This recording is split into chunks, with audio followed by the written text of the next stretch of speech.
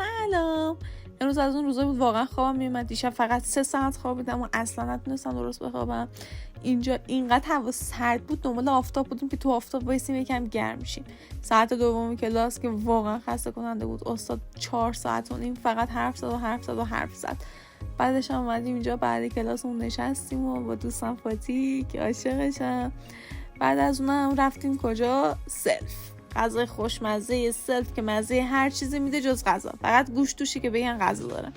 بعدش بارون میومد. وای بارون، هرس میخوردم از این که بارونه ولی من باید برم کلاس. چرا نباید برم کلاس؟ جای دیگه نباید برم.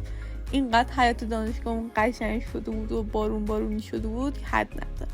بعد از کلاس رفتیم سالن مطالعه، نشستیم با بچه‌ها شوخی کردیم و آماده شدیم که بریم برای ورزش حسابی و خسته کننده. بعد از ورزش هم اومدم خونه که دیگه جنازه